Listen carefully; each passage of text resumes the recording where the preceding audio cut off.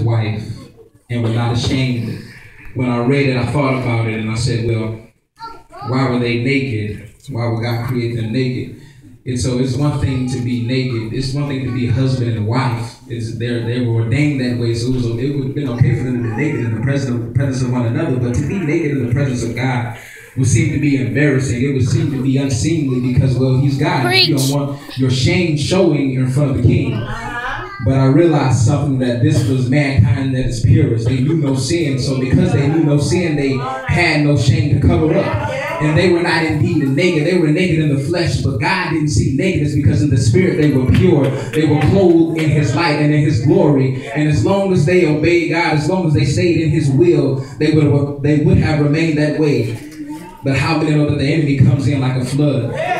So God gave the man the commandment not to eat from the tree of knowledge. You can eat from any tree in this garden, but don't eat from this tree. God made it. He wanted to test them to see the creations that he had made were going to obey him. He gave them free will. They had the choice to do what they pleased. And I believe that God, because he is all-knowing and he is omnipotent, he already knew what was going to happen. So what he did was he allowed it to play out. See, the one thing that I love about God is that he gives us choice. He doesn't force us to do anything. It's not a dictatorship, but God gives us free choice.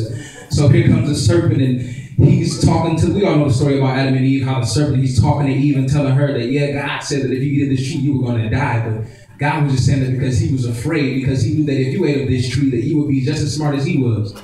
So the woman, she got beguiled, and he made whatever the fruit was look so good to her. I'm pretty sure it was a hot day and the sun was beaming. And you know how sometimes when the Lord, he allows the dew to fall on the trees and the grass in the morning, the fruits look real good. I'm pretty sure the apple or the watermelon or whatever it was that she ate, it looked real good. So she said, you know what, I'm going to try it. And that's what happened. She ate of the forbidden fruit, and then she came and gave back to her husband. But at that moment is when at that moment they knew that something was changed, because in the 3rd chapter of the 7th verse it says, the eyes of them both were open, and they knew that they were naked, and they sewed fig leaves together and made themselves aprons. Still, they were married, so even though they had become naked in the spirit as well as in the flesh, it would have still been all right for them to be naked in front of one another. But because they had now sinned against God, they knew that something was different. They knew they had lost their covering. They knew that something was missing. Adam no longer saw that woman who God had created from him. Eve no longer saw that man of God who God had made. So what they tried to do was they tried to hide their sins with their own covering. But really, the only way you can hide your sins is by the covering of God. And in the 8th chapter, the 8th verse, it says, and they heard the voice of the Lord God walking in the garden in the cool of the day. And Adam and his wife hid themselves from the presence of the Lord God amongst the trees in the garden. And I wanted to know something. I got so curious, and I said, well, God, if they had already covered their sins, why were they still hiding from you? They had already covered up their nakedness. Why were they still hiding from you? Because God wasn't looking at their flesh. He didn't see their naked flesh, but now he knew that something was different because he saw their naked spirit. He saw that the covenant that he had once provided was now gone. And I also wondered, why did God decide to come back at that moment when they had sinned against him, when they tried to hide themselves? And I believe it was because God felt his virtue. He felt his covering. He felt his anointing leave the vessel that he put it in. And he felt it come back into himself. And at that moment, he knew that something was wrong. So when he came to him, he asked, he said, why are you hiding from me? Why are you hiding yourselves from me? And they said, well, we're naked. We're naked, Father. He said, well, who told you you were naked? And at that moment, they knew that it was over. So God, he said, what I'm not going to do is I'm not going to kill you, but I'm going to forbid you from coming into this paradise ever again. You can't come back.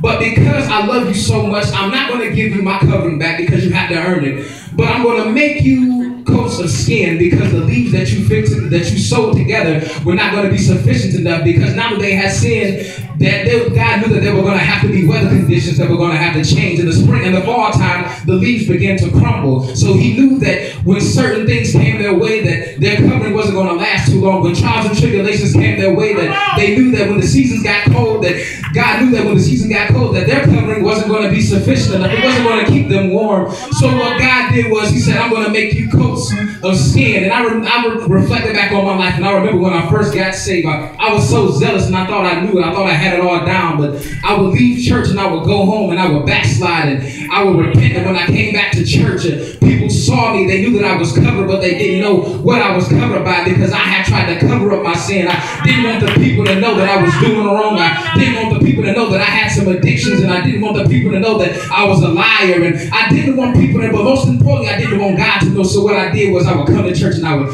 act holy, and I would sit in the front of the church and I would pray, and I clap my hands, and I would act like I had it all down. But on the inside, God saw my nakedness. He saw my shame. But because he loved me so much, he provided a covering for me. And see, if God made Adam and Eve coats of skin, we had to realize something, that means that something had to die. An animal had to be slain. And in the book of Revelation, it says that Jesus was the lamb slain before the very foundation of the earth.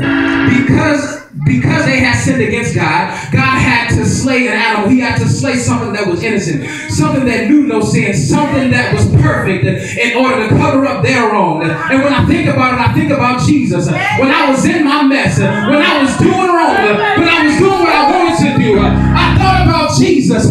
He came down 42 generations. He was the Lamb of God. He knew no sin. He knew no wrong. But yet still he died for me. All to provide a covering. And I thank God because the blood still works. When I think about it, I think about the book of Exodus and the story of Moses.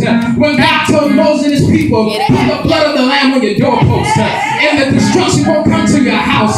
So I'm here today to tell you, if you put the blood of the lamb on your doorpost, if you cover yourselves, ask God to cover you with his blood.